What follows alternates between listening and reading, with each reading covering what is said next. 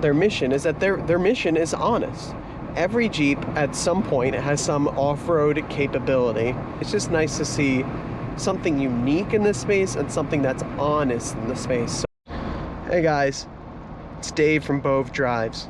So I'm sitting in the Wrangler, the Jeep Wrangler Unlimited, the MOAB trim special edition for 2019, and I wanted to talk about Jeep as a brand, because Jeep as a brand is a very interesting one. It gets a lot of flack and also a lot of love. These Wranglers, Jeep cannot sell enough of these. So I want to talk about that, my thoughts living with this Wrangler around the brand. And you might be surprised on my thoughts. So let's get into it. So, the Jeep Wrangler. As we get up on the highway, you can immediately hear the wind noise, the road noise, all the noise come into the cabin and stuff. This is the staple Jeep product. When people say Jeep, they think Wrangler. When they say Jeep, they're probably referring to a Wrangler, even if they don't know what a Wrangler is. They just say Jeep. This is just the image of their company, the heritage, and it's their history in the modern age. So, I want to talk about Jeep because overall, I've actually am continuing to enjoy my time in this Wrangler. And I'll talk about kind of my positive feelings and then my negative thoughts around the brand. So we'll start with the positive. These vehicles are super charming. The Wrangler, the Grand Cherokee, are some of the best-selling Jeeps, and they're extremely charming in my opinion. They look good. The new Grand Cherokee, total interior redesign, really moved it up market, I think, to a premium luxury brand. And I will talk about the con as a result of that as well. But the styling, the design of Jeep is just, I'm really a big fan of them. Boxy looking cars, you got that signature grille, just like a lot of nice touches that I think make them look more unique than just the blobs of SUVs that we see on the road from some of the other brands like Honda, Toyota, the luxury brands and stuff. I don't think they're over or understyled Jeep products in general. But my main positive about Jeep, and it's not necessarily that it's something I care about, but I just like their mission, is that their mission is honest. Every Jeep at some point has some off-road capability. You have the Rubicon Wrangler, which can do rock crawling, but you also have Grand Cherokees, which are double as, commuters, daily drivers, family haulers, also have capability of off-road trailing and, going over rocks and stuff, especially when you get into like the Trailhawks or the Summits with air suspension, limited slip differentials, transfer cases, skid plates, all of that stuff, lifting. Every Jeep is honestly off-road capable, and Jeep leans into that with the marketing. They lean into the capability of these vehicles on and off-road. Now, while the Wrangler isn't the best on-road, especially for the price, it is extremely capable off-road and can double duty that. I think that's just really cool, because compared to some other brands, you have brands like BMW, the ultimate driving machine, yet they continue to refine out and make some very controversial cars. They continue to refine out their steering feel, their ride dynamics, trying to be too much of a niche, cool product in their marketing and stuff. But then they're trying to market that they're driving machines. Yes, they are definitely fast and they definitely still handle well, but it's the connectedness of being the ultimate driving machine is just a little bit lost on them in their modern products, not talk about their older products. And then you have brands, I love Lexus, I love some of the Toyota, but you have brands like Lexus. They have the F products, which are track capable cars, RCF, ISF, GSF, which a lot of those products don't even exist anymore.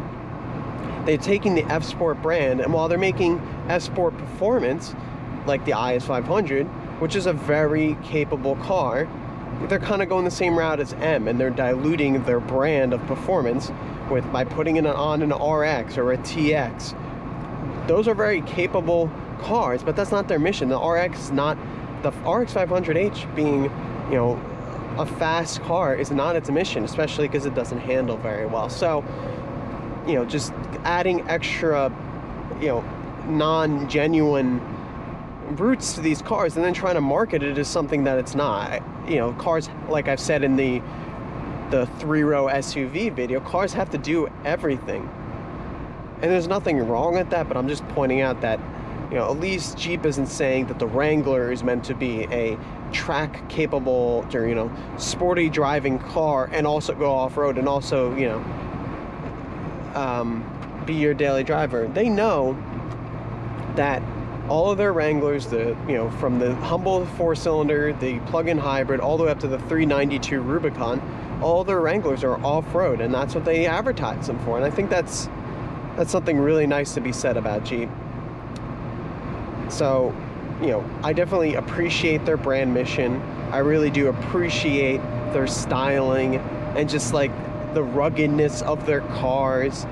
Even if you are just taking it to the mall, it's just nice to see something unique in this space and something that's honest in the space. So the negatives with Jeep. Jeep has fallen under so many different brands lately, you know, FCA, now Stellantis, lots of other brands back in the other days, or companies. And, you know, Stellantis, if they're doing one thing right, they're trying to make the Jeep more upmarket. The Grand Cherokee redesign has not only been super well done in terms of like features and quality and stuff, in terms of like material choice, but it's also just, it's very approachable, it's very user-friendly, it's not flashy and obnoxious like BMW or Mercedes or even some of the newer Audis. You know, when you're thinking luxury, they didn't go crazy with the tech, but they didn't go too restrained that they're not competitive. But the problem is that you can go find like a Grand Cherokee top trim for like 80 grand new. That's BMW money. That's Audi, Mercedes.